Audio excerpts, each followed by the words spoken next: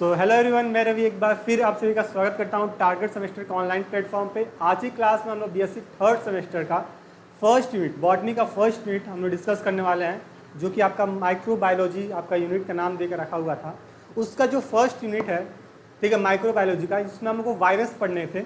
उस वायरस के ऊपर हम लोग एक आज इंट्रोडक्शन हम लोग डिस्कस करेंगे, जनरल कैरेक्टरिस्टिक फीचर डिस्कस करेंगे और कुछ इंपॉर्टेंट बातों को भी हम लोग डिस्कस करने की कोशिश करेंगे, जो कि वायरस के पॉइंट ऑफ व्यू से काफ़ी इंपॉर्टेंट होगा। ठीक है, इसमें कुछ हम लोग फैक्चुअल थिंग्स भी बात करेंगे, हिस्ट्री की बात करेंगे, एवोल्यूशन की बात करेंगे और एक तरह कंप्लीटली बात करें कि वायरस का हम लोग कंप्लीट एनालिसिस हम यहाँ पे कर रहे होंगे, समझ रहे होंगे। तो आई होप कि मेरी क्लास में आप लोग पेन पेपर फोकस लेकर बैठ गए होंगे, जिससे पूरी कॉन्सेंट्रेशन आपकी क्लास पर है।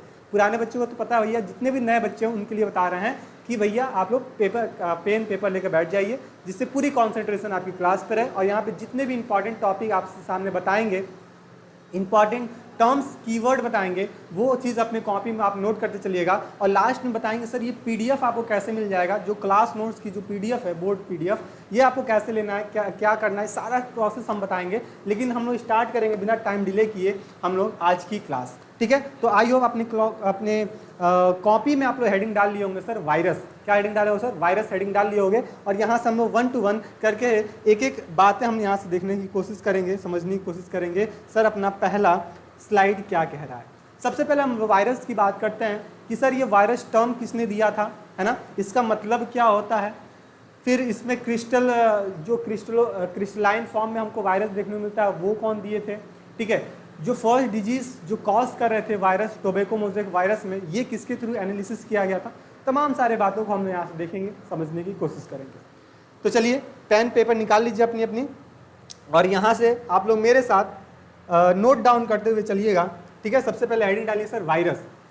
सबसे पहले देखिए सर, ये जो टर्म वायरस है इसका मतलब होता क्या है। जो टर्म वायरस है ये कहाँ से लिया गया, किस भाषा का शब्द है। तो सबसे पहले ध्यान दीजिए सर, ये लैटिन भाषा का शब्द है। ये चीज़ आप यहाँ पे ध्यान दीजिएगा सर, ये जो वायरस होता है लैटिन भाषा का शब्द होता है। ठीक है, और इसका मतलब क्या होता है सर, पॉइजन।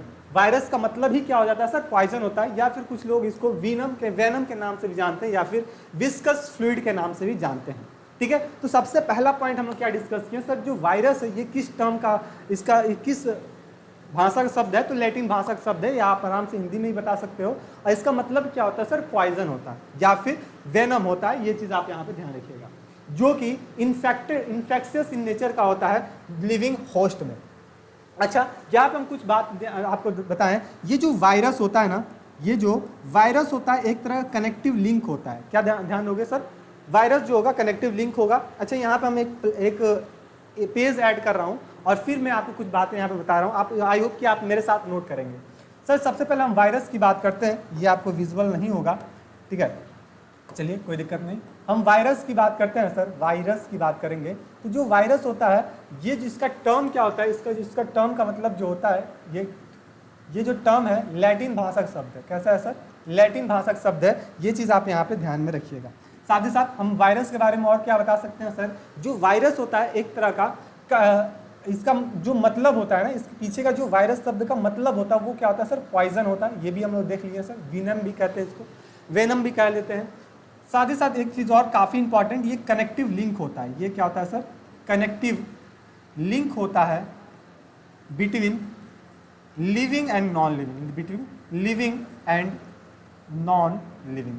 तो आई होप कि आप लोग वायरस से काफ़ी परिचित हो चुके होंगे, क्योंकि अभी कोविड-19 हम लोग के पास से गुजरा है और हाल फिलहाल में न्यूज़ में भी चल रहा है सर कोविड का और केसेस इंक्रीज होने का। तो वायरस के बारे में आप लोग काफ़ी ज़्यादा फेमिलियर हो चुके थे। लेकिन कुछ बातें ऐसे हैं, जैसे जनरल कैरेक्टर से क्या है ना, स्ट्रक्चर क्या है, कौन सबसे पहले से टर्मिनोलॉजी लाया था, इस टर्म का मतलब क्या होता है, ये सब हम लोग यहाँ पे देखने की कोशिश कर रहे हैं। तो वायरस की क्या बात करें सर, ये कनेक्टिव लिंक होता है लिविंग थिंग्स और नॉन लिविंग थिंग्स का। अभी आगे वाली स्लाइड में देखेंगे कि सर ये लिविंग थिंग्स का कौन कौन सा कैरेक्टर अपने अंदर रख रहा होता है और नॉन लिविंग थिंग्स का कौन कौन सा कैरेक्टर अपने अंदर प्रीफर कर रहा होता है। अच्छा, अगर मेरे सामने सपोज करो मैं हूं, अब आप हैं, आपके आसपास में अगर वायरस कहीं सर्कुलेट कर रहा होगा, घूम रहा होगा, फिर रहा होगा, क्योंकि वो तो एक तरह का माइक्रो ऑर्गेनिज्म है, हम उसको अपने नेकेड आई से नहीं देख सकते हैं, ये तो आपको पता है। सर अगर वो लिविंग होस्ट के आउटसाइड द लिविंग होस्ट है, तो कहीं ना कहीं क्या करेगा, वो किसी भी तरह का कोई भी अपने नंबर को इंक्रीज नहीं करेगा, यानी कि अपने नंबर को इंक्रीज नहीं करेगा, ये चीज़ आप यहाँ पे ध्यान रखिएगा। लेकिन वही वायरस अगर किसी भी होस्ट के अंदर इंटर कर जाता है, किसी भी सेल के अंदर इंटर कर जाता है, चाहे वो प्लांट की बात करें, चाहे वो एनिमल्स की बात करें, या इवन हम माइक्रो ऑर्गेनिज्म की ही बात करें, ठीक है, अगर वो सेल के अंदर इंटर कर जाएगा तो फिर वो क्या करेगा सर, डिजीज कॉज कर लेगा। क्या करेगा भैया, डिजीज कॉज करेगा, यानी कि पॉइजन का फॉर्मेशन करने लगेगा। ये बात आप यहाँ पे ध्यान रखिएगा। अब हम बात करेंगे सर, आप बोले सर माइक्रो ऑर्गेनिज्म के अंदर इंटर कर जाएगा, हाँ ये बात भी सही है, क्योंकि अगर आप ध्यान देगा सर टीएमवी नाम सुने होगा सर, टीएमवी, ठीक है, या फिर नाम सुने होगा सर बैक्टीरियोफेज, बैक्टीरियोफेज, ठीक है, ये चीज आप अभी छोड़ दीजिए, टीएमवी को अभी छोड़ दीजिए, आप ध्यान दिया होगा सर बैक्टीरियोफेज, यानी कि ऐसा वायरस जो बैक्टीरिया को एक्ट कर जाए, बैक्टीरिया पे वायरस अगर लग जाता है और फिर उसको हार्म पहुंचाने लगता है, तो फिर उसको हम नाम दे देते हैं सर क्या, बैक्टीरियोफेज। तो ये जो वायरस है ये माइक्रो ऑर्गेनिज्म को भी नहीं छोड़ता है, माइक्रो ऑर्गेनिज्म को भी नहीं छोड़ता, यानी कि बैक्टीरिया को भी नहीं छोड़ता है डिजीज कॉज कराने के लिए, ठीक है। तो कब तक ये डिजीज नहीं कॉज करे, जब तक सेल के बाहर है, आउटसाइड द सेल है, तब तक ये किसी भी टाइप का कोई भी डिजीज कॉज नहीं कर रहा होगा। लेकिन यही वायरस अगर किसी सेल के अंदर इंटर कर जाए, यही वायरस किसी ऑर्गेनिज्म के बॉडी इंटर कर जाए, किसी होस्ट पे चला जाए, तो फिर ये क्या करेगा सर, डिजीज कॉज करना लगेगा। तो ये बात आप यहाँ पे ध्यान में रखिएगा। अब हम बात देखेंगे सर क्या, सबसे पहले कौन टर्म दिए थे, तो ल्यूइस पास्चर साहब आते हैं, बेंजरिक का भी कहीं कहीं नाम आपको आ जाता है न्यू एनसीईआरटी में। ये सब कंट्रोवर्सी हम यहाँ पे देखेंगे, समझेंगे। They represent the transactional form of the life between the living things and non living world. देखो ये बात यहाँ पे आ भी गई कि ये क्या करता है सर, एक तरह का ट्रांसलेशनल, क्या करता है भैया, एक तरह का ट्रांजिशनल फॉर्म है बिटवीन लिविंग थिंग्स और नॉन लिविंग थिंग्स के बीच में, ठीक है, एक तरह का सर कनेक्टिव लिंक है लिविंग थिंग्स और नॉन लिविंग थिंग्स का। आई होप कि यहाँ तक की मेरी बातें आपको क्रिस्टल क्लियर हो गई होगी। यही बातें, यही सब सारी चीज़ें आपको हिंदी में भी लिखी गई है, तो अगर किसी बच्चे को नोट्स हिंदी में बनाना है तो यहाँ से अपने नोट्स को प्रिपेयर कर सकते हो। वैसे तो एक्सप्लेनेशन हम आपका हिंदी में ही कर दे रहे हैं, तो वहाँ से आपका कोई दिक्कत होने वाली बात नहीं होगी, ठीक है। तो इंग्लिश वाले बच्चे, इंग्लिश मीडियम वाले इंग्लिश में अपना नोट्स बना लोगे, लेकिन उम्मीद करता हूँ आप थर्ड सेमेस्टर में आ गए हो और अपनी नोट्स जो होगी वो इंग्लिश में ही बना रहे होगे, ठीक है, इंग्लिश में ही बना रहे होगे। फर्स्ट सेमेस्टर याद करो, आप लोग हिंदी में नोट्स बनाते थे, कितने लोग हिंदी में नोट्स बनाते थे, है कि नहीं। अब आपकी देखो इम्प्रूवमेंट कितनी अच्छी हो गई, ठीक है, हमारे साथ और कॉलेज के साथ जुड़ के, कि भैया आप जो नोट्स बना रहे हो वो सारे के सारे इंग्लिश में बना रहे हो, और एग्जाम में जो पेपर लिख रहे हो वो सारे के सारे इंग्लिश में लिख रहे हो। तो इंप्रूवमेंट आपके अंदर भर भर के देखने को मिल रही है, चेंजेस देखने को मिल रही है। अच्छा, यहाँ पे हम कुछ बातें देखे हैं, समझे हैं, ये चीज़ आप इसको नोट कर लीजिएगा। अच्छा चलो, ल्यूरिया एक साइंटिस्ट हुए थे, ल्यूरिया 1953 में। ये डिफाइन करते हैं वायरस को और बताते हैं भैया वायरस का डिफिनीशन क्या होना चाहिए। क्या हम बताएं कि वायरस का अगर इस टाइप डिफाइन करते हैं तो वायरस का कंप्लीट डिफिनीशन निकल के आता है। उन्होंने बताया कि एक वायरस क्या होता है सर, सब माइक्रोस्कोपिक होता है। क्या होता है भैया, सब माइक्रोस्कोपिक होता है, जो एंटायर होता है capable beings to introduce the into the specific living cells के अंदर, यानी कि अति सूक्ष्म इकाई के रूप में परिभाषित किया गया है, जो विशिष्ट जीवित कोशिकाओं में प्रवेश करने और केवल ऐसी कोशिकाओं के अंदर प्रजनन करने के लिए सक्षम है।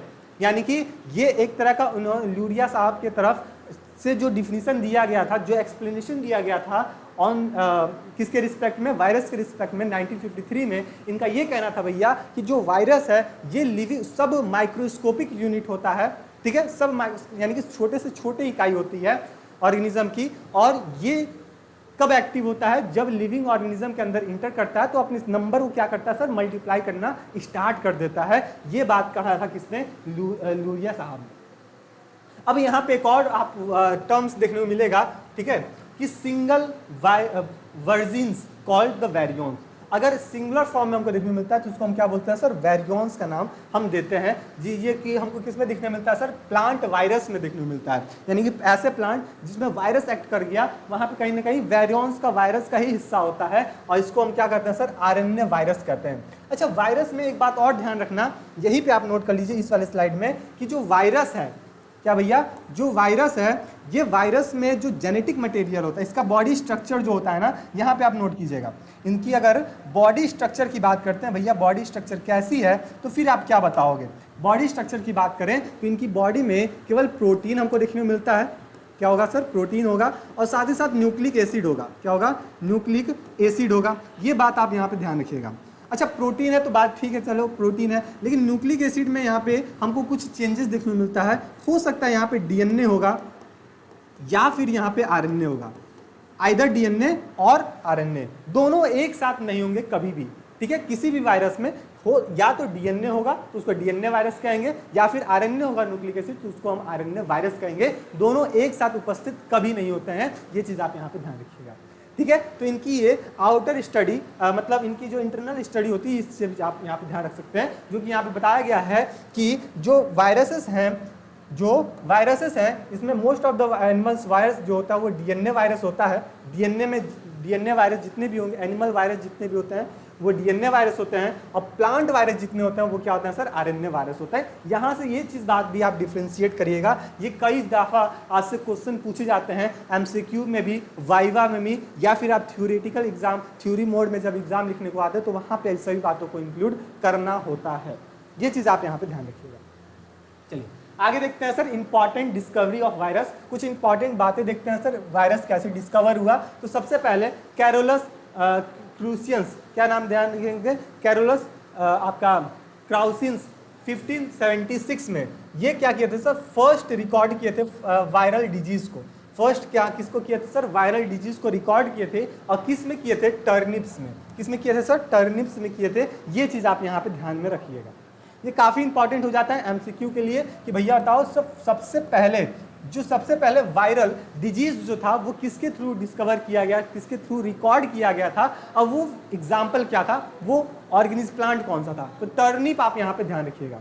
वहीं पे मेयर साहब थे, मेयर साहब 1886 में ये देखते हैं भैया क्या, जो तंबाकू प्लांट होता है ना, ये जो तंबाकू प्लांट होता है उसमें ये क्या देखे थे सर, वायरस को देखे थे। और इस वायरस को देखने के लिए ये जो वायरस था ये मोज़ेक फॉर्म में था, और इसको क्या नाम दे दिए, टोबैको मोज़ेक डिजीज कह दिए। क्या बोल दिए सर, टोबैको मोज़ेक डिजीज, यानी कि इसी को टोबैको मोज़ेक वायरस भी कहते हैं, टीएमवी भी के नाम देते हैं। ये बात भी आप यहाँ पे ध्यान में रखिएगा। बात समझ में आ रही है कि नहीं, एक बार हाँ या ना बताइए, बात समझ में आ रही है कि नहीं आ रही है। और जितने लोग क्लास में अभी जुड़े हो सभी लोग क्लास में अपने अपने क्लास में अटेंडेंस लगा देंगे, और अपने उसको दोस्तों में भी शेयर कर देंगे कि हम लोग माइक्रोबायोलॉजी का जो पहला यूनिट है वायरस, उसको हम लोग कंप्लीटली डिटेल में डिस्कस कर रहे हैं, और भी 1 to 1 लाइन बाय लाइन करके, है कि नहीं। चलो अगले साइंटिस्ट आते हैं डीजे आइनोवस्की 1892 में। ये ईयर काफ़ी इंपॉर्टेंट है और इनका नाम भी काफ़ी इंपॉर्टेंट है, डीजे आइनोवस्की। यहाँ पे डीजे लगा दीजिएगा, डीजे बजता है तो मज़ा आ जाता है सर, डीजे आइनोवस्की। तो डीजे आइनोवस्की जो थे वो रशियन बॉटनिस्ट थे, ठीक है, जो कि डिस्कवर करते हैं इन्फेक्शन नेचर का, यानी कि जो वायरस का जो नेचर है, किस टाइप के नेचर का है ना, ये चीज़ डिस्कवर करते हैं। और इन्हीं को बोला जाता है क्या, कि he was the first person who discovered the virus. Term और डिस्कवरी काफ़ी अलग अलग है, ध्यान दीजिएगा, ठीक है। तो अगर डिस्कवरी की बात करें तो डीजे आइनोवस्की की नाम हम यहाँ पे देख लेते हैं। उससे पहले हम यहाँ पे छोटी सी बात कर लेते हैं भैया, क्या कि जो अपना बैच है ये लॉन्च हो चुका है, ठीक है, जो कि 60 बैच है। जितने लोग अभी तक रजिस्ट्रेशन नहीं किए हो सभी लोग जल्दी से जल्दी अपना रजिस्ट्रेशन कर लो, क्योंकि यहाँ पे आपको बम्पर डिस्काउंट देखने को मिलेगा। क्या है भैया, आपका जो प्राइस है बैच का वो 599 का, लेकिन यहाँ पे अगर अभी आप क्लास देख रहे हो या पहले से सिलेबस वाली क्लास देखे थे तो उसमें भी हम बताए थे कि भैया आपका 25 जून तक ये आपका 25 जून तक क्या रहने वाला है सर, कूपन कोड वैलिड रहेगा। लेकिन 25 तो कल है, कुछ बच्चे ज्वाइन थे, कुछ बच्चे ज्वाइन नहीं, रजिस्ट्रेशन नहीं किए हैं, तो आप 1 जुलाई तक आप देख लीजिएगा, आप यूज़ कीजिएगा कूपन कोड गुरुकुल 10। क्या यूज़ कीजिएगा सर, गुरुकुल 10 ये यूज़ कीजिएगा, गुरुकुल 10 बिना स्पेस से, ठीक है। काफ़ी बच्चे मेरे पास मैसेज भी किए थे सर कि ये इनवैलिड दिखा रहा है, तो कैपिटल लेटर में लिख नहीं रहे थे और बीच में स्पेस लगा दे रहे थे। तो ध्यान दीजिएगा कि जब भी आप कूपन कोड यूज़ कीजिएगा तो बिना स्पेस से आप गुरुकुल 10 यूज़ कीजिएगा, जिसको आपको कंप्लीट इस बैच में कंप्लीट प्रिपरेशन कराई जाएगी, चाहे वो फिजिक्स की बात करें, केमिस्ट्री की बात करें, जूलॉजी, बॉटनी, मैथ्स। अब कुछ लोग बायो वाले सोच रहे हो भैया हमको मैथ्स से क्या लेना देना, तो बता दीजिएगा, अपने दोस्तों को बता दीजिएगा कि भैया इसी बैच में आपको मैथ्स का भी कंटेंट देखने को मिल जाएगा। बात समझ में आ रही है? अच्छा, इसमें फीचर्स क्या क्या मिलने वाले हैं? थ्योरी क्वेश्चंस मिलेंगे, ठीक है। अगर आपके एग्जाम मोड थ्योरी बेसिस पे हो रहा है, अगर आपका एग्जाम मोड एमसीक्यू बेसिस पे हो रहा है, यानी कि दो किसी भी मोड में हो भैया, अपने आप को हमको तैयार करके रखना है कि एमसीक्यू में हो, थ्योरी में हो, एग्जामिनर किसी भी मोड में एग्जाम करा ले, हम दोनों के लिए रेडी हैं, ठीक है। तो आपको एमसीक्यू क्वेश्चन, थ्योरी क्वेश्चंस भी मिलेंगे, क्लासेस मिलेंगे, नोट्स मिलेंगे, पीडीएफ इन ऐप में मिलेंगे, जो कि हम बात कर रहे थे सर ये पीडीएफ आपको कहाँ मिलेगा, तो बैच में ही मिल जाएगा, ये बात आप यहाँ ध्यान दीजिएगा, ठीक है। चलो, और इम्पॉर्टेंट एमसीक्यू, अगर आपका एग्जाम एमसीक्यू मोड में हो रहा है तो एमसीक्यू भी यहाँ पे प्रोवाइड कराए जाएंगे, ठीक है। शॉर्ट नोट्स आपको मिलेंगे, शॉर्ट नोट जो आपको पीडीएफ्स हैं, जो आप नोट्स बनाए हुए वो सारे नोट्स आपको वहाँ पे अवेलेबल हो जाएंगे। साथ ही साथ मोस्ट इंपॉर्टेंट आपको पर्सनल मेंटरशिप मिलेगा, यानी कि किसी भी मेंटर से आपको कोई भी किसी भी सब्जेक्ट में डाउट होगा, चाहे हमसे, चाहे केमिस्ट्री वाली मैम से, मैथ्स में, फिजिक्स में, किसी में भी डाउट है, आप टीचर से कांटेक्ट होइए, है ना, इंटरेक्ट होइए और वहाँ से अपने डाउट को सॉल्व कर लीजिए। तो ये सभी बातें थी, आप यहाँ पे ध्यान दीजिएगा। ये आप 1 जुलाई तक ये इसको यूज़ कीजिएगा, ठीक है। गुरुकुल 10 आपका 10% डिस्काउंट हो जाएगा, ठीक। 549 का आपका बैच पड़ जाएगा, तो ये चीज़ आप यहाँ पे रजिस्टर कर लीजिए। चलिए हम आगे बढ़ते हैं, थोड़ा सा आगे बढ़ेंगे और देखेंगे सर बेंजरिक साहब का क्या कहना था यहाँ पे।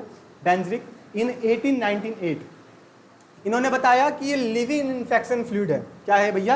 ये जो वायरस है लिविंग इन्फेक्शन फ्लूइड है, और एक टर्म देते हैं क्वांटागुअम वाइवम फ्लूइडम। क्या बताते हैं सर? क्वांटागुअम वाइवम फ्लूइडम, जिसका मतलब होता है लिविंग, जिसका मतलब क्या होता है? Living infectious fluid. क्या होता है भैया? इसका मतलब होता है लिविंग इन्फेक्शियस फ्लूइड। तो ये बात आप यहाँ पे ध्यान रखिएगा। और जो टर्म है काफ़ी इंपॉर्टेंट होता है, एग्जामिनर अक्सर ये पूछता है कि ये बताओ क्वांटागुअम वाइवम फ्लूइडम ये किसने दिया था, ये किसने दिया था? तब बच्चे वहाँ पे कंफ्यूज हो जाते हैं, और लेकिन कंफ्यूज नहीं होना है आपको, बेंजरिक साहब का नाम याद करके रखना है 1898 में। चलिए अगले साइंटिस्ट आते हैं W. थॉट्स करके 1915 में, और एक और साइंटिस्ट है इन्हीं के साथ D. हेरले 1917 में। इन्होंने डिस्कवर किया बैक्टीरियोफाज को। किसको डिस्कवर किया भैया? बैक्टीरियोफाज को डिस्कवर किया, यानी कि ऐसे बैक्टीरिया जिसमें वायरस लग चुका है, यानी कि वायरस जब बैक्टीरिया पे एक्ट कर जाता है, बैक्टीरिया को हार्म पहुंचाने लगता है, फिर उसी को बैक्टीरियोफाज का नाम देते हैं, ठीक है। तो इन्होंने ये दोनों लोग मिलकर डिस्कवर किया था, जो कि क्या था? Virus which infect the bacteria and destroy them. ये बात आप यहाँ पे ध्यान रखिएगा बैक्टीरियोफेज के बारे में। फिर एक और साइंटिस्ट आते हैं W.M. स्टैनले। ये काफ़ी इंपॉर्टेंट है, ये अक्सर एग्जाम में पूछ लिए जाते हैं कि W.M. स्टैनले या फिर 1935 में इन्होंने बताया सर जो वायरस है इनका क्रिस्टल फॉर्म देख लिए थे, वायरस का क्रिस्टल फॉर्म देखे थे। और किस में देखे थे? तो टोबैको प्लांट में देखे थे, तंबाकू वाले प्लांट में देखे थे, टोबैको मोज़ेक वायरस में देखे थे। ये चीज़ आप यहाँ पे ध्यान रखिएगा। तो एग्जामिनर वाइवा में कैसे कंफ्यूज करेगा? आप लोग 2 सेमेस्टर एग्जामिनर वाइवा दे चुके हो, आपको पता है कि भैया एग्जामिनर किस टाइप के क्वेश्चन पूछते हैं। तो जब आपको फंसाना होगा तो वो किसी टाइप के क्वेश्चन पूछ सकता है कि नहीं? तो वहाँ से पूछेगा भैया बताओ कि जो स्टैनले साहब थे, आप बताओगे सर हाँ याद आ रहा है स्टैनले साहब, वायरस में हम लोग पढ़े थे, 1935 में पढ़े थे, ठीक है। ये वायरस का क्रिस्टल डिस्कवर कर दिए। बोलो बात तो सही है सर, लेकिन किस प्लांट में किए थे, किस वायरस में किए थे? तो बताना सर ये जो टोबैको मोज़ेक वायरस है उसका क्रिस्टल सबसे पहले आइसोलेट किए थे। ये बात आप यहाँ पे ध्यान में रखिएगा। आई होप कि यहाँ तक की बातें आपको समझ में आ गई, और इनको आगे चल के, इन्हीं को आगे चल के क्या मिला था सर? नोबेल प्राइज भी मिला था। ये बात काफ़ी इंपॉर्टेंट हो जाती है स्टैनले साहब के लिए। बोलिए कितने लोग को बात समझ में आई? बोलिए हाँ या ना, एक बार बोलिए हाँ या ना, सब बात समझ में आई कि नहीं आई? ठीक है, चलिए आगे बढ़ते हैं sir. Nature of virus, virus का नेचर क्या होता है इसके बारे में हम देख लेते हैं कि virus are the regarded has the intermediate between the living and non living organism. ये बात हम लोग पहले ही देख चुके हैं कि वायरस का नेचर क्या है। तो एक तरह कनेक्टिव लिंक होता है, एक तरफ क्या होता है भैया? कनेक्टिव लिंक होता है बिटवीन लिविंग थिंग्स और नॉन लिविंग थिंग्स के बीच में कनेक्टिव लिंक होता है। ये बात आप कभी भूलेंगे नहीं।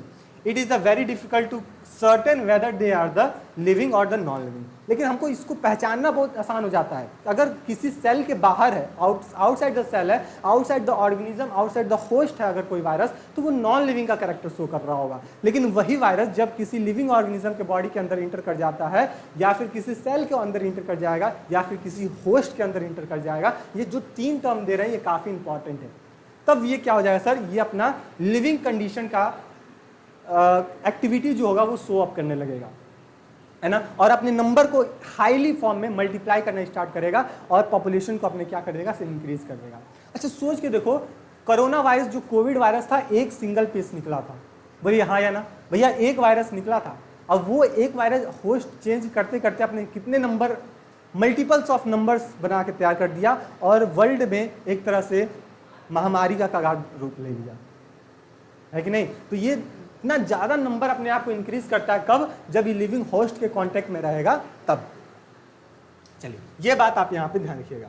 अब यहाँ से हम कुछ व्यूज देखेंगे, है ना, जो कुछ व्यू है कि कौन कौन से कैरेक्टरिस्टिक फीचर्स हैं नॉन लिविंग के और कौन कौन से कैरेक्टरिस्टिक फीचर्स हैं लिविंग नेचर के। ये सारा चीज़ हम लोग नेक्स्ट स्लाइड में देखने की कोशिश करेंगे, जिसमें सबसे पहले आता है sir virus are the non living. अब बोलिए कि भैया वायरस आप बोले हैं नॉन लिविंग है, तो कौन कौन से कैरेक्टरिस्टिक फीचर्स होंगे जिसकी वजह से हम बोलेंगे कि वायरस नॉन लिविंग ही है या फिर वायरस लिविंग कंडीशन में भी है कि नहीं। तो इसके पीछे कॉन्सेप्ट क्या है ये हम देखेंगे।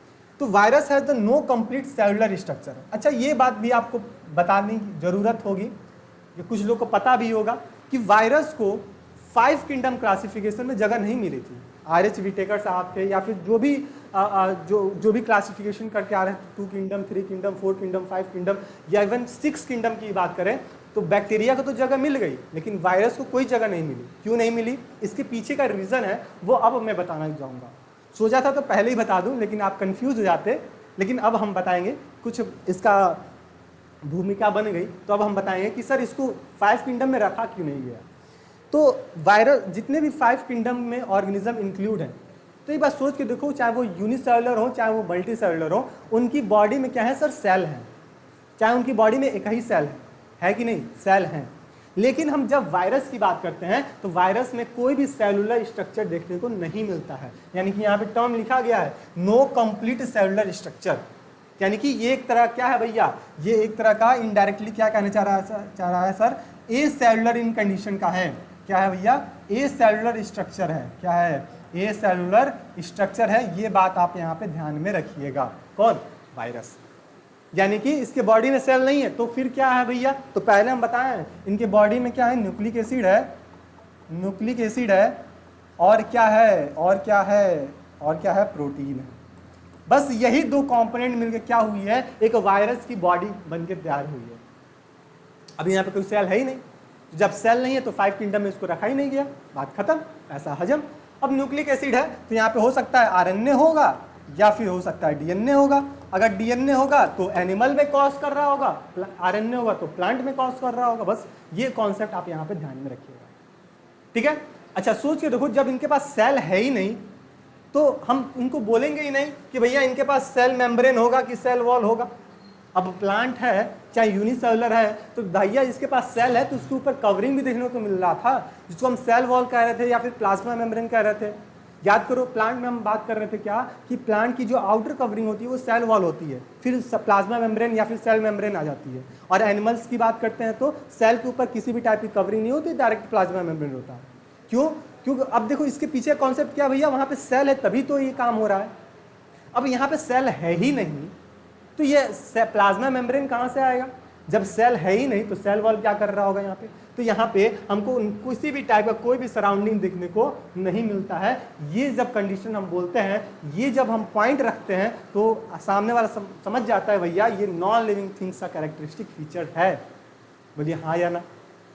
दूसरा, they do not show the cellular metabolism and lack respiration. अब दूसरा कंडीशन क्या बोल देंगे सर कि ये नॉन लिविंग होगा, तो दूसरा हम ये बोले कि भैया ये सेल है ही नहीं, तो जब सेल है ही नहीं तो यहाँ पे सेलुलर मेटाबॉलिज्म एक्टिविटी होगा ही नहीं, सेल की ग्रोथ है ना, एनर्जी का फॉर्मेशन होना, ये कुछ नहीं होगा। हार्मोन का सिक्रीशन होना, एंजाइम का सिक्रीशन होना, कुछ नहीं होगा भैया। कोई भी सेलुलर मेटाबॉलिक एक्टिविटीज नहीं होंगे, ना ही एनाबॉलिज्म होगा ना ही कैटाबॉलिज्म होगा। जब ये काम नहीं होगा तो सोचिए देखो क्या यहाँ पे रेस्पायरेशन होगा, रेस्पायरेशन भी नहीं होगा। यानी कि एनर्जी का भी फॉर्मेशन यहाँ पे कहीं बात नहीं की जा रही है। तो ये सब किसका कैरेक्टरिस्टिक फीचर है, ये नॉन लिविंग थिंग्स का कैरेक्टरिस्टिक फीचर है। ये बात आप यहाँ पे ध्यान में रखिए। आई होप कि ये 2 पॉइंट से आप क्लियर हो गए होंगे कि प्लांट को वायरस को हम नॉन लिविंग क्यों कह रहे हैं। ये 2 पॉइंट से आपका सारा पॉइंट क्लियर हो गया होगा, सारा डाउट क्लियर हो गया होगा। चलिए इसी तरह और पॉइंट है यहाँ पे कि they possesses the high specific gravity unlike the living organism. यानी कि जितने भी लिविंग ऑर्गेनिज्म होते हैं वो ग्रेविटी को प्रीफर कर रहे होते हैं।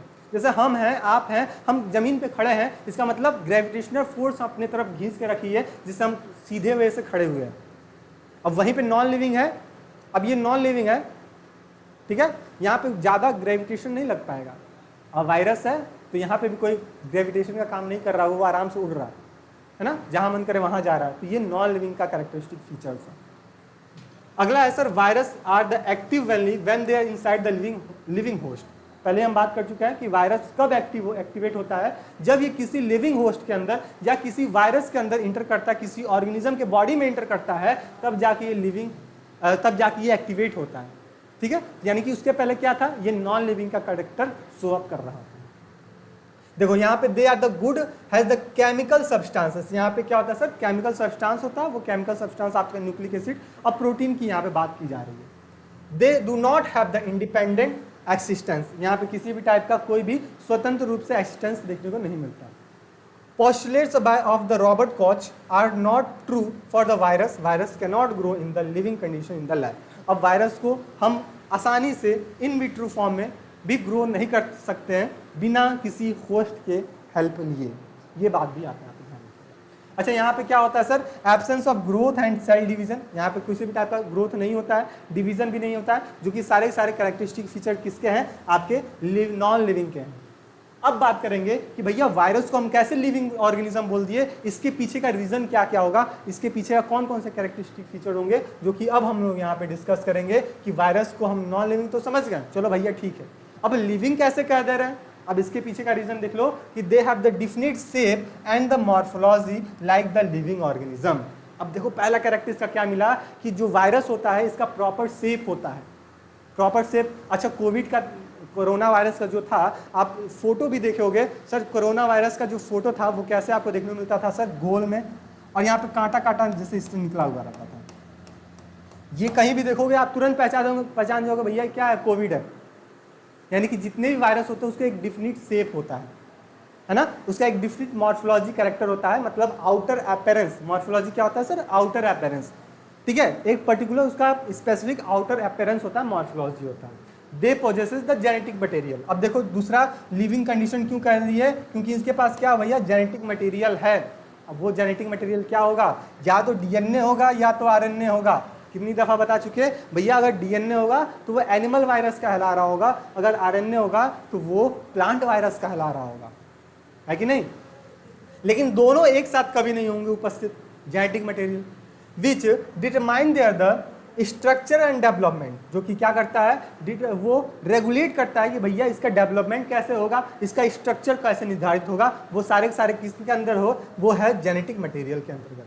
कहाँ है भैया, जेनेटिक मटेरियल में होता है। ये जेनेटिक मटेरियल होता है, इसी में एक जनरेशन से दूसरे जनरेशन में क्या होता है, अपने जेनेटिक इन्फॉर्मेशन को ट्रांसमिट कर रहा होता है। जैसे एक जो कोविड वायरस था वो अगले नेक्स्ट जनरेशन में अपना कॉपी को ट्रांसमिट करते जा रहा था, यानी कि वहाँ पे आरएनए डीएनए जेनेटिक मटेरियल था, वायरस था, जो कि अपने सेट ऑफ कॉपी को कॉपी करते हुए एक जनरेशन से दूसरी जनरेशन में पहुंचा रहा था और अपने नंबर को इंक्रीज करा रहा था। और ये बता रहा था भैया क्या, कि अगर ये वायरस है कोरोना का, तो भैया इनको क्या होगा, सर्दी होगा, बुखार होगा, गले में खर्रास होगा, तमाम सारे अपीयरेंस था।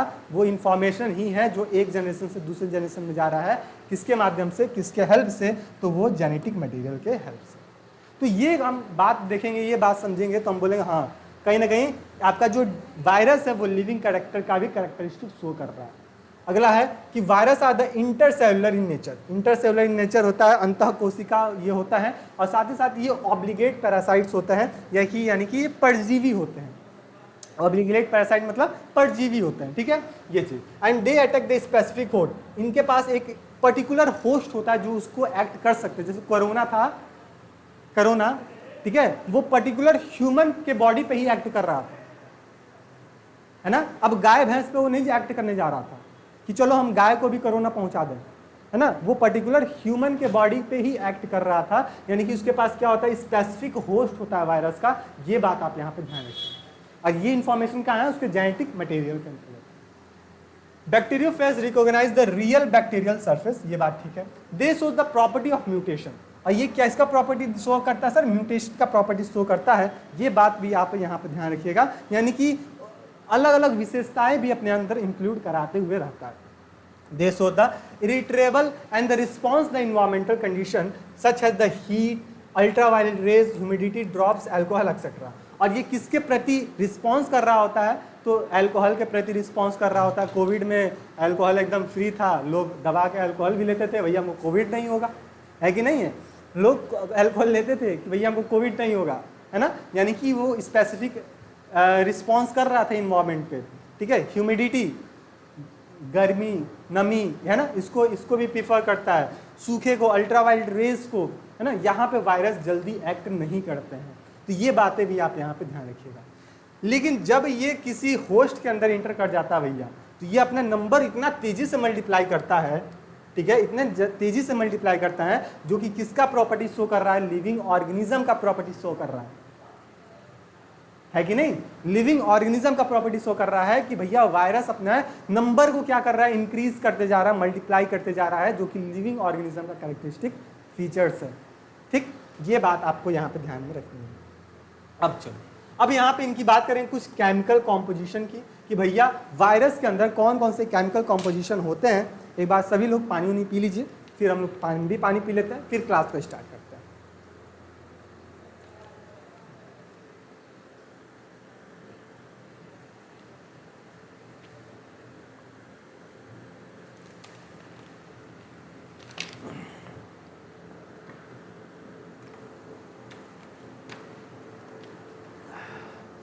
ठीक है, केमिकल कॉम्पोजिशन की बात करें तो केमिकल कॉम्पोजिशन में हम बात करेंगे कि जो वायरस होता है ये न्यूक्लियोप्रोटीन इन नेचर का होता है। किस नेचर का होता है भैया? न्यूक्लियोप्रोटीन इन नेचर का होता है, यानी कि इसके बॉडी में किसी भी टाइप का कोई सेल तो है नहीं, क्या है सर? न्यूक्लियस है और प्रोटीन है। और न्यूक्लियस में क्या हो सर? जेनेटिक मटेरियल होगा, या तो डीएनए होगा या फिर आरएनए होगा। बात क्लियर है? They are made up of the central course of the nucleic acid. इनके बीच में क्या होता है सर? न्यूक्लिक एसिड होता है। ये चीज़ आप ध्यान रखिएगा, सर्कुलर फॉर्म में ये न्यूक्लिक एसिड होता है। और इसके चारों तरफ क्या होता है? यहाँ पे हम स्ट्रक्चर बना दें आपके लिए। इसके चारों तरफ क्या होता है सर? प्रोटीन का कैप्सिड लगे रहते हैं, प्रोटीन का कैप्सिड लगे रहते हैं। ये चीज़ आप यहाँ पे ध्यान में रखिएगा, ठीक है। तो ये जो आउटर कवरिंग होता है वो किसका होता है सर? प्रोटीन का होता है, प्रोटीन का होता है। और जो इनर वाला जो स्ट्रक्चर है वो क्या है सर? न्यूक्लिक एसिड है। बस ये बात आप यहाँ पे ध्यान रखिएगा, जो कि केमिकल कॉम्पोजिशन इन नेचर का होता है। अब ये जो न्यूक्लिक एसिड होगा या तो डीएनए होगा या तो आरएनए होगा, ठीक है। और ये जो जेनेटिक कैरेक्टर होंगे ये वायरस के जेनेटिक कैरेक्टर हो रहे हैं। TMB has the RNA. अगर हम टीएमबी की बात करते हैं, टोबैको मोज़ेक वायरस की बात करते हैं, तो उसके अंदर जो जेनेटिक मटेरियल होता है वो क्या होता है सर? आरएनए का होता है। प्लांट वायरस में 10% आरएनए होगा, तो 90% क्या होगा? इसके प्रोटीन होंगे। इनकी बॉडी की स्ट्रक्चर की बात कर रहे हैं भैया, न्यूक्लियोप्रोटीन है, तो 10% क्या है सर? जेनेटिक मटेरियल है 10%, तो 90% क्या होगा? इनके पास प्रोटीन बॉडी होगा। अगर 10% डीएनए है तो 90% प्रोटीन होंगे।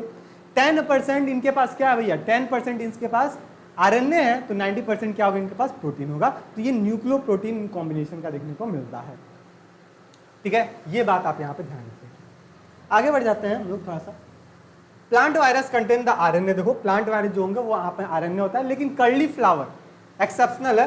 कर्ली फ्लावर की अगर बात करते हैं, इसमें अगर मोज़ेक वायरस लगता है तो यहाँ पे कौन से वायरस लगते हैं सर? डीएनए वायरस लगते हैं। ये बात आप काफी इंपॉर्टेंट है, ध्यान में रखिएगा कि प्लांट वायरस जो होते हैं सर, कई दफा बता चुके हैं, प्लांट वायरस क्या होते हैं सर? आरएनए वायरस होते हैं। लेकिन वहीं पे अगर ये किस पे लग जाए सर? कर्ली फ्लावर, फूल गोभी पे लग जाते हैं, तो ये क्या होंगे भैया? ये डीएनए वायरस होते हैं। क्या होते हैं? डीएनए वायरस होते हैं। ये चीज भी आप यहाँ पे ध्यान रखिएगा। आगे sir, bacteriophage contain DNA and the almost half of the animal cell contain the RNA. ठीक है, बैक्टीरियोफेज की अगर बात करते हैं तो वहां पे डीएनए वायरस होता है, और ऑलमोस्ट जितने भी एनिमल्स के वायरस होते हैं वहां पे भी हमको आरएनए देखने को मिलता है, और हाफ हमको क्या देखने को मिलता है? डीएनए देखने को मिलता है। लेकिन दोनों एक साथ कभी नहीं होंगे, ये बात आप यहाँ पे ध्यान में रखिएगा, ठीक है। ये बात आप यहाँ पे ध्यान में रखिएगा। आगे दिया है sir, cancer causing virus, that is the Rio virus. काफी इंपॉर्टेंट है। जो कैंसर कॉसिंग वायरस होता है उसमें क्या होता है सर? रियो वायरस होते हैं, यानी कि आरएनए वायरस होते हैं। That contain the both RNA and DNA, जिसमें क्या होता है सर? आरएनए भी होता है और डीएनए भी उपस्थित होता है। ये चीज आप यहाँ पे ध्यान रखिएगा। They have detect in the virus such as the lysozyme in bacteriophage, transcriptase in vaccine, vaccine virus reverse transcription and DNA और आरएनए पॉलीमरेज इन रेट्रोवायरस। ये चीज़ आप यहाँ पे ध्यान में रखिएगा। चलिए आगे बात कर लेते हैं। ये देखिए कुछ चार्ट है, कुछ टेबल है, ये काफ़ी इंपॉर्टेंट टेबल है। अभी तो आपके लिए उतना इंपॉर्टेंट नहीं होगा, लेकिन अगर वाइवा के लिए जाते हो तब एग्जामिनर का मूड है, इतना टफ पूछेगा भी नहीं। लेकिन हाँ, अगर पहले ही नोट कर देता हूँ, आपको डे 1 में भी बताए थे, डे 1 में भी बताए थे, अगर आप किसी वनडे एग्जाम के लिए जा रहे हो, किसी एंट्रेंस एग्जाम के लिए अपेयर हो रहे हो, ठीक है, एमएससी में, स्पेशली आप माइक्रोबायोलॉजी का माइक्रोबायोलॉजी से आप एमएससी करने जा रहे हो तो उसके लिए एंट्रेंस देने दोगे, या फिर CSIR नेट में दोगे, CSIR नेट का एग्ज़ाम दोगे, ठीक है, या फिर गेट का एग्ज़ाम दोगे, या फिर ICMR का दोगे, ICMR का दोगे, या फिर आप उसका IIT JAM का दोगे, ठीक है। वहाँ पे ये सब क्वेश्चन पूछे जाते हैं, ये सब क्वेश्चन आपसे पूछे जाएंगे। और वहाँ पे अगर अभी आपसे पढ़ रहोगे, अपने कॉपी में इसको सारा चीज़ को नोट डाउन किए रहोगे, ये PDF आपको मिल जाएगी, तो वहाँ से आप इसको आसानी से कर सकते हो कि भैया बताओ एडिनो वायरस है, एडिनो वायरस में किस टाइप का स्टैंडर्ड होता है, तो डबल स्टैंडर्ड होता है। कैसा होता है? डबल स्टैंडर्ड वायरस होते हैं। बैक्टीरियोफाज की बात करें तो इसमें सिंगल स्टैंडर्ड होते हैं। बैक्टीरियोफेज M13 की बात करें तो यहाँ पे सिंगल स्टैंड DNA होते हैं, ठीक है। इसी तरह हम बात करें क्या, पॉक्स वायरस में तो डबल स्टैंडर्ड DNA होते हैं, है ना। अगर हम बात कर लें सर किसमें, बैक्टीरियल वायरस F2 में, तो यहाँ पे RNA सिंगल स्टैंडर्ड RNA होते हैं। तो ये सारी बातें आपको पता होनी, जैसे यहाँ पे देखो टोबैको मोज़ेक वायरस है, यहाँ पे सिंगल स्टैंडर्ड आपके RNA है ना। ये बातें आपको काफ़ी इंपॉर्टेंट होगी, तो यहाँ पे इंपॉर्टेंट लगाइएगा, स्टार लगाइएगा, ये अपनी कॉपी में नोट कर लीजिएगा, और ये आगे फ्यूचर के लिए आपको काफ़ी हेल्पफुल करेगा। यहाँ से 1 से 2 क्वेश्चन आपको इन सभी एग्जामों में देखने को मिलता है। बात समझ रहे हो? ठीक है, चलो आगे बढ़ जाते हैं। आगे देखते हैं सर इनकी शेप की, इनकी बात करें सर शेप की। They are the variation in the shape of virus. हर वायरस का अलग अलग शेप होता है। On the basis of the shape the virus has been placed in the following categories. और उनके शेप के बेसिस पे हमको को अलग अलग कैटेगरीज में कैटेगराइज कर सकते हैं, जैसे कि स्ट्रेट फॉर्म में, लॉन्ग फिक्सेशल थ्रेड लाइक रॉड्स के फॉर्म में। अगर लॉन्ग थ्रेड लाइक स्ट्रक्चर है तो पोटैटो लैटेंट मोज़ेक की बात करते हैं, वीट स्ट्रिक्स की बात करते हैं। अगर यही स्ट्रेट फॉर्म में है तो ये हेलिकल्स के फॉर्म में है, तो हमको TMB में देखने को मिल जाता है, बार्ले स्ट्रिप्स मोज़ेक्स में मिल जाएंगे। तो ये अलग अलग, इसका एग्जाम्पल आप ध्यान में रखिएगा, इसके एग्जाम्पल अक्सर एग्जाम में पूछे जाते हैं, वाइवा में भी पूछे जाते हैं, है ना। ये चीज़ आप यहाँ पे ध्यान रखिएगा इनके से। और कुछ ऐसे हैं पॉलीहाइड्रल वायरॉन्स होते हैं, पॉलीहाइड्रल होते हैं, जैसे कि आप टर्निप्स की बात करते हो, टर्निप्स येलो मोज़ेक वायरस की बात कर लेते हो, टोबैको रिंग स्पॉट्स वायरस की बात करते हो। ये सब डिजीज हैं, सब वायरस हैं। इन सब वायरस का शेप कैसा होता है वो चीज़ हम बता रहे हैं। जैसे बात करें टर्निप येलो मोज़ेक की बात करेंगे तो इसकी जो शेप होती है पॉलीहाइड्रल वायरॉन्स शेप की होती हैं। ये सभी बातें इंपॉर्टेंट है, ध्यान में रखिएगा, नोट डाउन करके। अच्छा, कुछ वायरस ऐसे होते हैं जो टेडपोल लाइक होते हैं, मेढक का जो टेडपोल लाइक होता है उसके जैसे होते हैं। जैसे कि हम बात करें सर बैक्टीरियोफेज, बैक्टीरियोफेज कैसे होते हैं सर, टेडपोल लाइक होते हैं, कुछ ऐसे होते हैं। आपने NCERT में भी इसका फिगर देखोगे, NCERT में भी इसका फिगर आप यहाँ पे देखे होगे। अपनी जब NCERT देखोगे ना तो वहाँ पे इसकी फिगर देखोगे, ऐसे कुछ इसका शेप होता है, ठीक है। ये कैसा होता है सर, टेडपोल लाइक स्ट्रक्चर होता है, टेडपोल लाइक स्ट्रक्चर होता है। ये चीज़ आप यहाँ पे ध्यान रखिएगा। क्या है बैक्टीरियोफेज? स्पेरिकल के फॉर्म में हमको इन्फ्लुएंजा वायरस देखने को मिलता है। तो ये जो शेप है ना काफ़ी इंपॉर्टेंट रहने वाला है, इसको इंपॉर्टेंट करके अपने कॉपी में नोट डाउन कर लीजिएगा। साइज की बात करते हैं तो वायरस का भी साइज क्या होता है, अलग अलग साइज का होता है, लेकिन ये सब के सब कैसे होते हैं सर, माइक्रो ऑर्गेनिज्म होते हैं। क्या है सर, माइक्रो ऑर्गेनिज्म है। बात फिर बता दूं, ये क्या होता है सर, सूक्ष्म जीव होते हैं साइज में। तो अगर वायरस की साइज की बात करें तो इनकी लॉन्ग रेंज साइज होती है। कुछ की रेंज क्या होती है सर, 10 म्यूएम की होती है, या फिर हमको 300 म्यूएम की साइज तक हमको देखने को मिल सकती है। यानी कि 10 म्यूएम से लेके 300 म्यूएम की साइज तक हमको वायरस का साइज देखने को मिल जाता है। वायरस जो होता है वो फुट और माउथ डिजीज की अगर बात करते हैं, एनिमल में जो कॉज करता है, इसकी जो सबसे स्मॉलर होता है वो किससे होता है सर, प्रोटीन मॉलिक्यूल से, larger protein molecules. Largest virus की बात करते हैं तो वो क्या होता है सर, स्मॉल पॉक्स होता है, जिसका जो साइज होता है 250 म्यूएम का होता है। ये बात भी आप यहाँ पे ध्यान में रखिएगा। ठीक है। आई होप कि यहाँ तक का कुछ बातें आपको समझ में आ गई होंगी कि शेप कैसे होते हैं, साइज कैसे होते हैं, लिविंग नॉन लिविंग के बीच का जो कैरेक्टरिस्टिक है वो हम लोग देख लिए। अब हम बात करेंगे इसकी कुछ जनरल कैरेक्टरिस्टिक फीचर्स, या फिर कह लें सर जनरल स्ट्रक्चर की बात करें वायरस की कि कैसे होती हैं। तो स्ट्रक्चर की बात करें तो सर पहले ही भी हम लोग देख सकते हैं चुके हैं, इनके पास क्या होता है सर, एनवलप होता है, और ये एनवलप कैप्सिड के फॉर्म, कैप्सिड, न्यूक्लियोटाइड और यहाँ पे एक या दो एंजाइम भी उपस्थित यहाँ पे हमको देखने को मिल जाता है। ठीक है, सबसे पहले एनवलप की बात करते हैं तो कुछ ऐसे वायरस होते हैं जो कि आउटर की तरफ क्या होता है सर, थीन लूज कवरिंग होता है, जिसको हम क्या बोल रहे होते हैं सर, एनवलप का नाम देंगे। यानी कि वायरस के ऊपर जो कवरिंग होती है, आउटर कवरिंग होती है, वो लूजली फॉर्म में अरेंज्ड हुई रहती है, उसको ही हम क्या बोलते हैं सर, एनवलप कहते हैं, या फिर क्या कहते हैं लिफाफा का नाम देते हैं। इसमें क्या होता है सर, प्रोटीन होता है, ठीक है, लिपिड्स होते हैं और साथ ही साथ कार्बोहाइड्रेट्स होते हैं। क्या क्या होता है इस एनवलप में, प्रोटीन होंगे, लिपिड होंगे और कार्बोहाइड्रेट होंगे।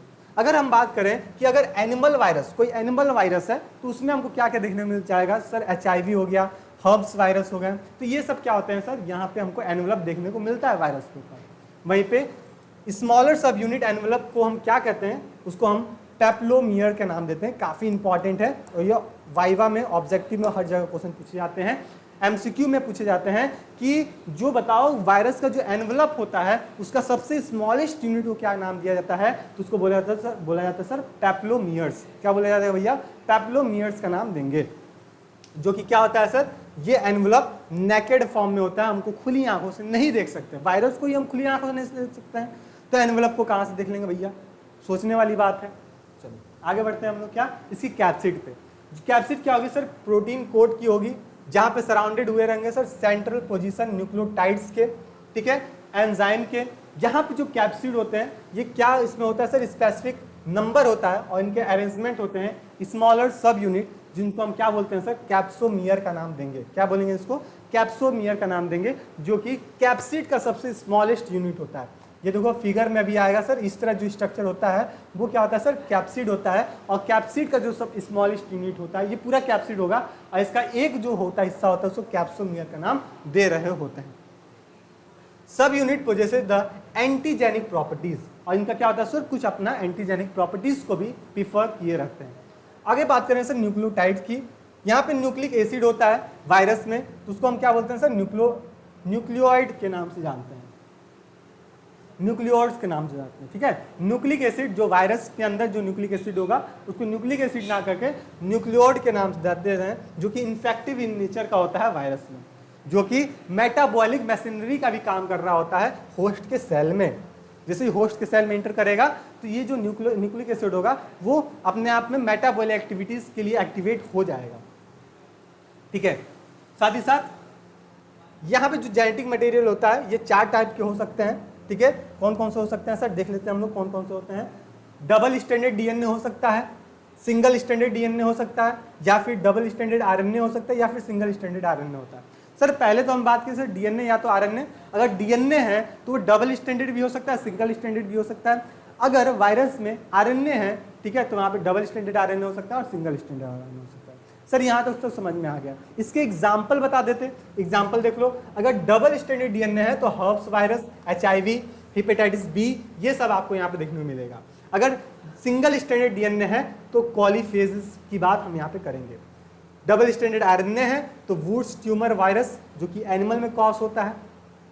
सिंगल स्टैंडर्ड RNA है तो retro virus, TMB, polio virus, ये सब एग्जाम्पल आप यहाँ पे ध्यान में रखिएगा। ये एग्जाम्पल काफ़ी इंपॉर्टेंट है, यह कहीं ना कहीं आपसे एग्जाम में देखने को मिलेगा, पूछा जाएगा, है कि नहीं? बोलिए हाँ या ना, हाँ या ना। अब बोलो सर ये हमको क्या पता कि पूछा जाएगा, नहीं पूछा जाएगा, ये सब पूछे जाएंगे, ठीक है। चाहे वाइवा में पूछ लिया जाए या फिर आपके थ्योरेटिकल एग्जाम में पूछ लिया जाए। चलो आगे बढ़ जाते हैं हम लोग, इनकी लाइफ साइकिल की बात करते हैं। इनकी लाइफ साइकिल की बात करते हैं तो ये जो वर्ड है रिप्रोडक्शन, ये वायरस के लिए अप्रिसिएट नहीं करता है, वायरस के लिए फुलफिल नहीं करता है कि भैया वायरस में रिप्रोडक्शन होगा। क्यों नहीं होगा, क्यों नहीं बात प्रीफर कर रहा है? क्योंकि ये क्या है, एक तरह का ए सेलुलर ऑर्गेनिज्म है।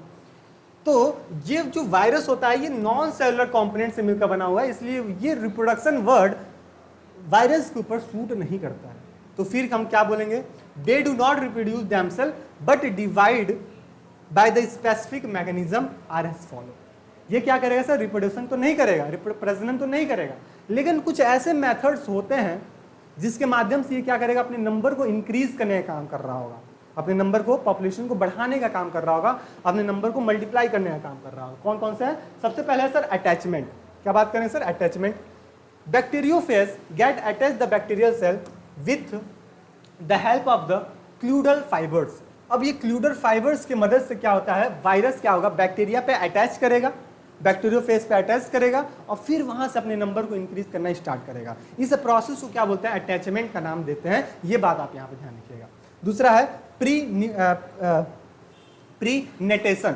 इसका मतलब क्या हुआ, जो भी बैक्टीरियोफेज है ये बैक्टीरियल के वॉल पे डिफ्यूज हो जाएगा बाय द सर्टेन एंजाइम, और उस एंजाइम का नाम क्या है सर, लाइसो एंजाइम। और फिर क्या करेगा, एक पोर्स बनाएगा, एक सेल वॉल में अंदर पोर्स बनाएगा और फिर इस पोर्स से क्या करेगा, जो वायरस है, डीएनए है, जेनेटिक मटेरियल, ये इंटर करेगा और फिर जाके क्या करेगा, ये अपने नंबर को इंक्रीज करना काम करेगा। लेकिन इंटर करेगा तो ध्यान दीजिएगा, जो बाहर की जो कोट है, बाहर की जो प्रोटीन कोट है, ये बाहर ही छोड़ देगा, अंदर का जो जेनेटिक मटेरियल है बस उसको इंटर करेगा और फिर होस्ट के अंदर क्या करेगा, सारे के सारे अपने नंबर को मल्टीप्लाई करना स्टार्ट कर देगा। तो यहाँ पे क्या कर रहा है सर, रिप्रोड्यूस तो नहीं कर रहा है लेकिन अपने नंबर को इंक्रीज करने में सक्सेसफुल हो रहा है। ये चीज आप ध्यान देगा। तो अभी तक हम लोग दो देखे हैं, अटैचमेंट। अटैचमेंट में क्या होगा सर, सपोज की जो बैक्टीरिया है इससे आके वायरस अटैच हो गया और इसके अंदर इंटर करना स्टार्ट हो गया, अटैचमेंट हो गया। दूसरा प्रीनिट्रेशन। यहाँ पे क्या होगा सर, बैक्टीरियोफेज के अंदर क्या होगा सर, ये बैक्टीरिया उस पे वायरस पे आके लगेगा और जैसे ही बैक्टीरिया पे आके लगेगा उसके बैक्टीरिया के वॉल पे डिसॉल्व हो जाएगा by the enzyme lyso enzyme. और जो बैक्टीरिया की जो वायरस की जो आउटर कवरिंग है, जो क्या है sir, outer covering protein coat है, वो बाहर ही छोड़ देगा और अंदर का जो भी जेनेटिक मटेरियल है, न्यूक्लिक एसिड है, वो सेल के अंदर इंटर करेगा और फिर अपने नंबर को इंक्रीज करना स्टार्ट कर देगा। तीसरा जो होता है वो होता है सर लैटेंट पीरियड। क्या होता है सर, लैटेंट पीरियड होता है, ये डीएनए फेज के अंदर हमको देखने मिलता है, जो कि सेलुलर मिशनरी के फॉर्म में देखने मिलता है। और फिर यहाँ से क्या करता है सर, बैक्टीरिया प्रोटीन बनाता है और फिर फेजेस प्रोटीन का फॉर्मेशन करके ये क्या करता है सर, डीएनए और आरएनए को ब्रेक डाउन करते हुए अपने नंबर को इंक्रीज करने का काम कर रहा होता है। अगला है सर मैचुरेशन। इसमें क्या होता है सर, जो यंग वायरॉन्स होते हैं ये चेंज हो जाते हैं सर एडल्ट वायरस में। जो यंग वायरस होंगे वो चेंज हो जाएंगे सर एडल्ट में, वायरस में। और इस प्रोसेस को क्या बोलते हैं सर, मैचुरेशन का नाम देते हैं। क्या नाम देंगे सर, मैचुरेशन। यानी कि नाम से ही क्लियर है सर, परिपक्व हो जाना। जो वायरस यंग में है वो एडल्ट में कन्वर्ट हो गए और फिर अपने नंबर को क्या करेंगे सर, इंक्रीज करेंगे। तो ये भी हिस्सा है किसका, वायरस के नंबर को इंक्रीज कराने के सेल साइकिल में। अगला है सर रिलीज। ये अगला पॉइंट है क्या, रिलीज। ये वायरस जो होगा वो मैच्योर होगा सेल वॉल, बैक्टीरियल वॉल के अंदर, ठीक है। लाइसो एंजाइम की मदद से ये क्या होगा सर, वीक हो जाएगा और फिर वायरस क्या करेगा, अपने नंबर को इंक्रीज करने का काम कर रहा होगा। इसके इकोनॉमिक इंपॉर्टेंस है, कुछ इकोनॉमिक इंपॉर्टेंस देख लेते हैं। वायरस का क्या क्या है भैया, इकोनॉमिक इंपॉर्टेंस जो होगा कि वायरस का हम कहाँ कहाँ यूज करते हैं, तो स्पेसिफिक वायरल स्ट्रेन के फॉर्म में कल्चर करके हम इसको यूज करते हैं वैक्सीन के लिए, है ना। वैक्सीन के लिए स्पेसिफिक किसी पर्टिकुलर डिजीज के लिए हम इसको क्या कर रहे होते हैं, इसको यूज कर रहे होते हैं। एडिशनल साइनोफेजेस के फॉर्म में LPP1, SM1 useful controlling the water blooms, है ना। वाटर ब्लूम्स को कंट्रोल करने के लिए ना, जो पानी उसको नियंत्रण करने के लिए, उसको रेगुलेट करने के लिए हम कहीं ना कहीं वायरस का यूज कर लेते हैं। बैक्टीरियोफेजेस में करते हैं सर, हार्सी एंड चैस प्रूव किए थे, DNA has the chemical basic of heredity, है ना। तो वायरस के मदद से इसको क्या किया गया था सर, प्रूव किया गया था बैक्टीरियोफेज। तो ये सभी आपके यहाँ पे जनरल इकोनॉमिक इंपॉर्टेंस आपको देखने को मिल जाएगा। फिर आता है सर टोबैको मोज़ेक वायरस, जो कि हम लोग नेक्स्ट क्लास में इसको हम डिटेल में डिस्कस करेंगे। फिर आपके पास प्रियॉन्स होंगे, वायरॉइड्स होंगे, उन सभी बातों को हम डिस्कस करेंगे, लेकिन उसको हम नेक्स्ट क्लास में डिस्कस करने की कोशिश करेंगे, ठीक है। तो अभी तक हम लोग किसकी बात किए सर, हम लोग वायरस की जनरल कैरेक्टरिस्टिक फीचर्स बात किए, है ना। वायरस की जनरल कैरेक्टरिस्टिक फीचर्स बात की हम लोग, फिर उसकी कनेक्टिंग लिंक के बारे में देखें, कुछ टर्मिनोलॉजी के बारे में देखें, फिर इसमें हम इसकी क्या कहते हैं, इसकी लाइफ साइकिल कैसी होती है, इकोनॉमिक इंपॉर्टेंस कैसे, तमाम सारे बातें हम लोग वायरस के बेसिस पे हम लोग देख लिए। एक तरह से बोले कि हम वायरस का इंट्रोडक्शन यानी कि जनरल कैरेक्टरिस्टिक फीचर जितने भी होते हैं वायरस का, बेसिक से लेकर एडवांस तक हम पूरा डिटेल डिस्कस कर चुके हैं, ठीक है। तो एक बार बताइए कि क्या यहाँ तक बात आपको समझ में आई या ना आई, ठीक है। एक बार सभी लोग बताएंगे सर, क्या मेरी बातें अभी तक यहाँ तक समझ में आई या ना आई, एक बार सभी लोग बताएंगे, ठीक है। एक बात और थी आपको, अभी तक जितने लोग बैच नहीं लिए हो, जितने लोग रजिस्टर्ड नहीं हुए अपने बैच से, सारथी बैच से, सबसे पहले क्या करो, टारगेट गुरुकुल मोबाइल ऐप होगा ही, जिनके पास नहीं होगा जल्दी से डाउनलोड करो, वहाँ से अपने आप को रजिस्टर कर लो, ठीक है। ये चीज़ आप ध्यान रखिएगा। कूपन कोड आपको कूपन कोड जो होता है आप यूज़ कर लीजिएगा, गुरुकुल 10 बिना स्पेस से यूज़ कीजिएगा। किसी भी सब्जेक्ट के लिए करना चाह रहे हो, आपको एक प्लेटफॉर्म में एक बैच में आपको कंप्लीट डिटेल आपको देखने को मिलेगा। और एक बात और बता दें, इस बैच में जो भी अब क्लासेस होंगी वो बैच में होंगी और लाइव होंगी। तो एक प्लस पॉइंट ये होगा कि आप लाइव इंटरेक्ट होकर अपनी क्लास को कवर कर रहे होंगे, ठीक है। और दूसरी बात ये कि जब आपको समय मिलेगा फिर उसको क्लास को देख सकते हो, रिवाइज कर सकते हो, है कि नहीं। तो ये चीज़ आपका काफ़ी इंपॉर्टेंट पॉइंट रखने वाला है। 1 जुलाई से पहले अपने आप को रजिस्टर कर लो, आपको 10% का डिस्काउंट हो जाएगा। गुरुकुल 10 आप यूज़ कर लेना, ठीक है।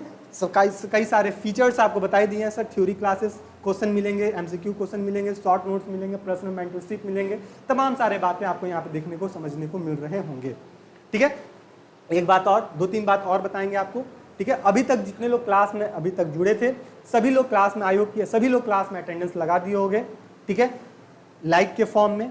नए पुराने बच्चों को तो पता ही है भैया, पहले ही अपना कर लेते हैं काम पूरा, अटेंडेंस लगा देते हैं। नए बच्चों की बात कर ले हैं। और जितने लोग ग्रुप से अभी नहीं जुड़े, व्हाट्सएप ग्रुप से, सभी लोग व्हाट्सएप ग्रुप से ज्वाइन हो जाइए, जिसमें आपको कंप्लीट आपको अपडेट्स मिलते रहते हैं सर। कब क्लासेस लाइव होने वाली है, ऐप पे बैच में कब हो रही हैं, एग्जाम्स के रिगार्डिंग जो भी अपडेट्स होते हैं वो सारे अपडेट्स आपको व्हाट्सएप ग्रुप में दे दिए जाते हैं, ठीक है। तो आप इन्फॉर्मेशन से वंचित ना हो जाएं, उसके लिए सबसे पहले आप ग्रुप को ज्वाइन कर लीजिएगा और अपने दोस्तों में भी इसको, क्लास को शेयर कर दीजिएगा, उनको भी बता दीजिएगा कि यहाँ पे अपने सारथी बैच से रजिस्टर्ड हुई है, मिलकर हम लोग पढ़ाई करेंगे। जितना हम लोग मेहनत फर्स्ट सेमेस्टर, सेकेंड सेमेस्टर में किए थे, उससे कई गुना ज़्यादा हम लोग थर्ड सेमेस्टर में करने वाले होंगे।